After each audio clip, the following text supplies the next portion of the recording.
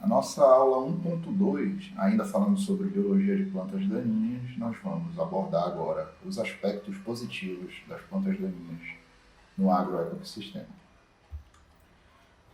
Um dos benefícios de grande interesse no uso de plantas daninhas como efeito benéfico é a redução de erosão. Então, a redução de erosão ela promove uma série de benefícios quanto ao sistema produtivo agrícola. Nós temos aí que a conservação do solo, reduzindo a perda de particulados por água ou perda de particulados pelo vento, isso faz com que eu tenha uma longevidade maior do solo quanto a questões nutricionais, quanto a questões microbiológicas, quanto a questões, por exemplo, de infiltração de água no solo, entre outras coisas muito benéficas do uso da cobertura morta. Tá? Então, uma das coisas que eu posso fazer para conservar o solo é utilizar a própria palhada, a própria matéria orgânica das plantas daninhas que estão em determinado local e fazer com que eu tenha uma menor perda de particulados. Aqui eu tenho um exemplo. A exemplo, eu tenho aqui uma área de plantio convencional onde há um grande desprendimento de particulado do solo provocado pelo vento. Já aqui, a falta de cobertura vegetal provocada aqui pelo revolvimento do solo numa área de montanha vai fazer com que haja um grande desprendimento devido à inclinação de rampa dessa área, o que vai facilitar o desprendimento de particulados do solo pelo impacto de gotas de chuva e provocando aí sulcos e num processo muito maior de degradação, até o caso de Vossoroca, que é o que a gente está observando aqui. Então eu posso utilizar a planta daninha a meu favor. Poderia muito bem aqui nesta propriedade, ao invés de revolver o solo, manter a cobertura de plantas daninhas aqui, fazer com que ela virasse proteção do solo com o uso de herbicida, fazer a dessecação, isso virar palha e reduzir potencial dano de erosão do solo.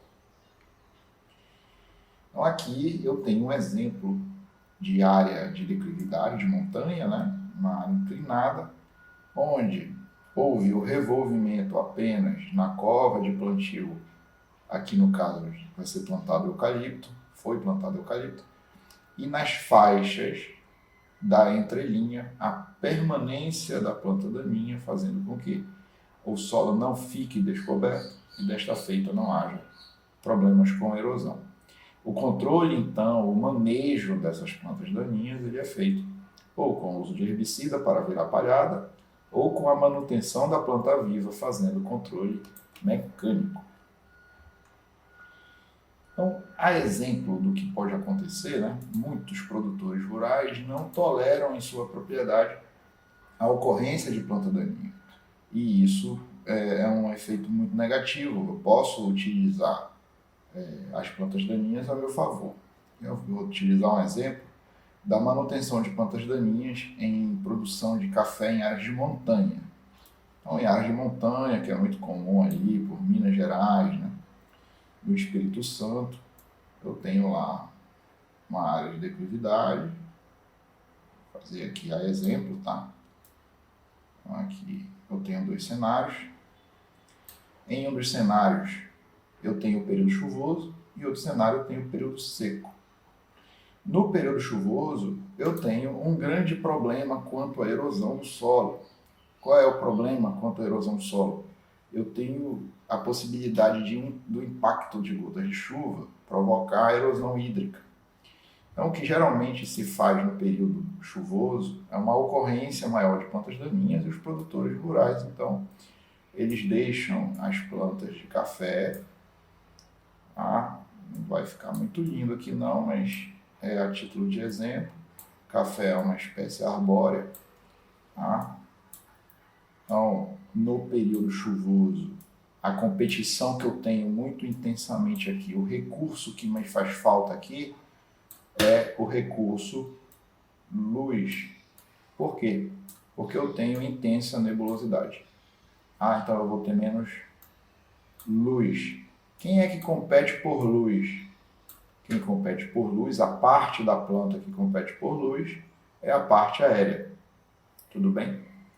Logo, o café, por ser uma planta arbórea de porte maior, a convivência com as plantas daninhas, aqui no caso, tá? Ela pode ser permitida. Mas de que maneira? O mato não pode ficar muito alto. Por quê?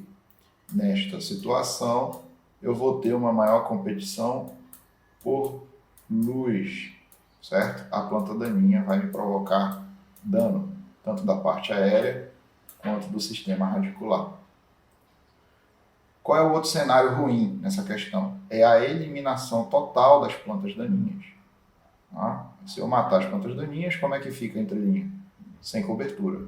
Se eu ficar sem cobertura, eu vou ter um grande desprendimento de solo devido à erosão hídrica.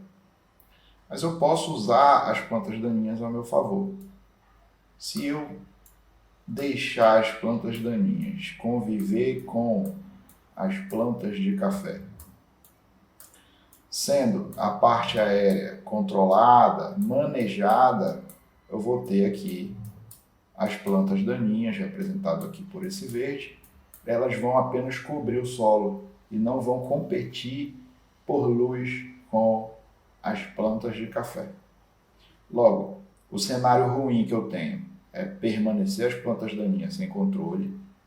Isso vai favorecer uma redução de produção do café, certo? E eu não deixar as plantas daninhas, eu não conviver com elas. Se eu não convivo com elas, aqui eu vou ter um grande desprendimento de particulado do solo, oriundo do impacto da gota da chuva, e percorrendo essa rampa aqui, essa inclinação. Então, eu posso conviver com a planta daninha, de maneira que eu corto a parte aérea, que é a parte que vai competir por luz, certo? Eu reduzindo a parte aérea, eu vou tirar o potencial competitivo da planta daninha e o café pode, então, conviver com a planta daninha. Obviamente, não muito próximo à planta, né? Se na entrelinha eu permaneço com a planta daninha. Isso no período de chuva.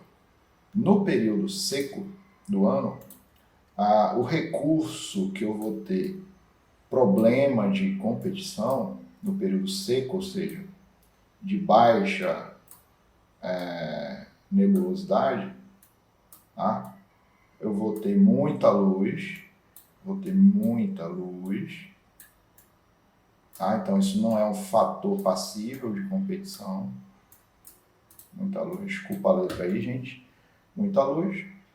E o problema aqui é que eu vou ter pouca água. No outro cenário, eu tinha muita água, a água não era um fator passível de competição. Qual a parte da planta que compete por água? Justamente é o sistema radicular. No período seco, eu tenho muita luz, eu tenho pouca água. Se eu tenho pouca água, eu vou ter também menor erosão.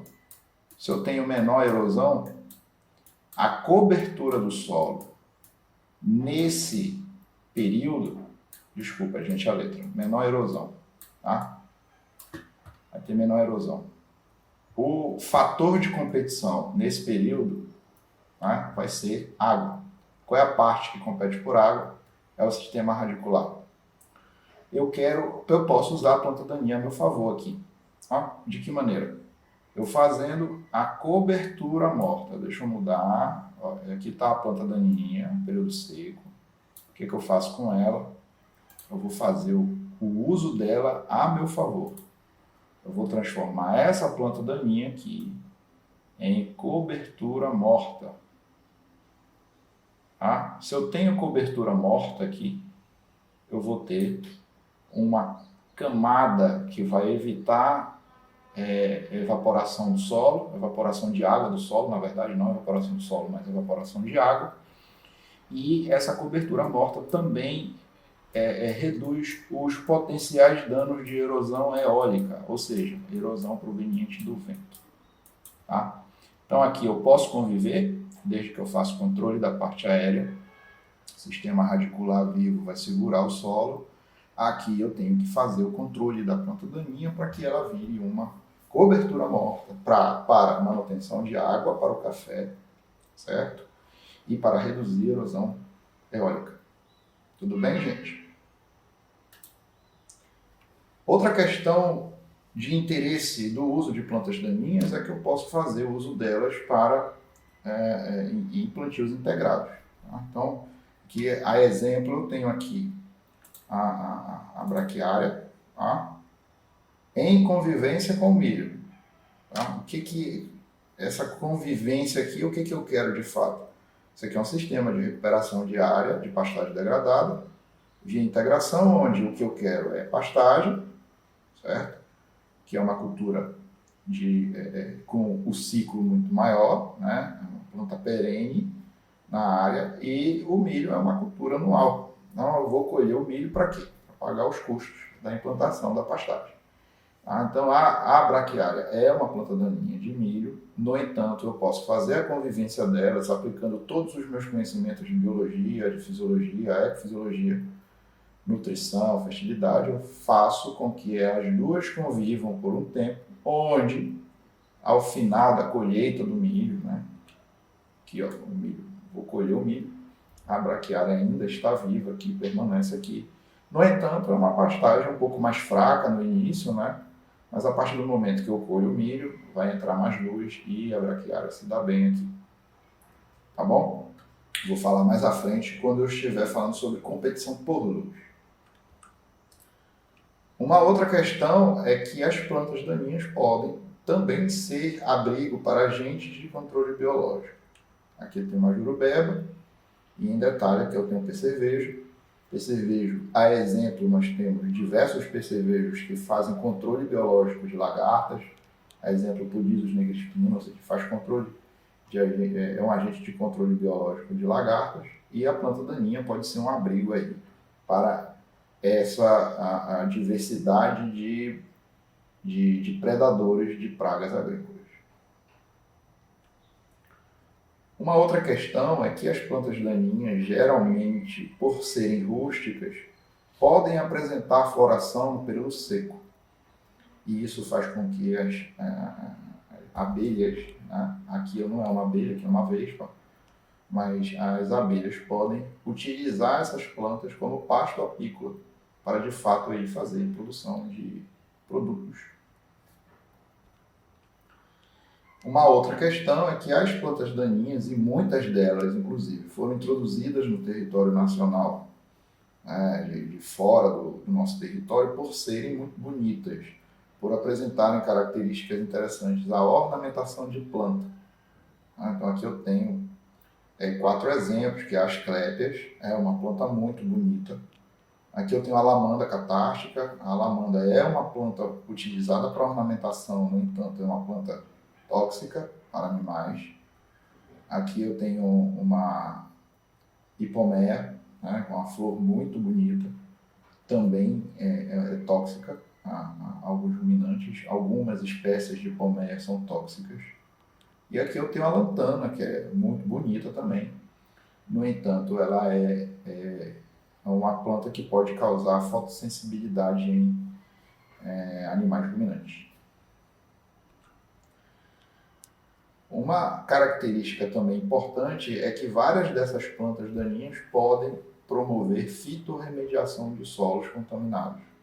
Fitorremediação de diferentes componentes que podem ser extraídos do solo por essas plantas e dessa maneira ser um amigo do ambiente, né? Ser uma arma para descontaminação de solos, né? Pode ser metais pesados, podem ser, por exemplo, herbicidas, né? Alguns herbicidas utilizados, principalmente em pastagem, eles deixam um período residual muito longo no solo.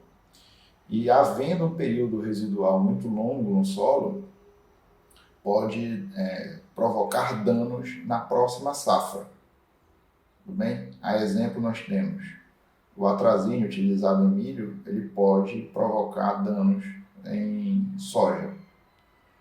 o picloram utilizado em pastagem, ele pode causar danos em qualquer dicotiledônia que seja plantado sequencialmente. Tá?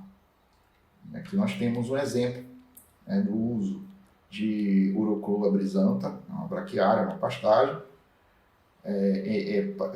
usada para descontaminar áreas que serão destinadas a feijão.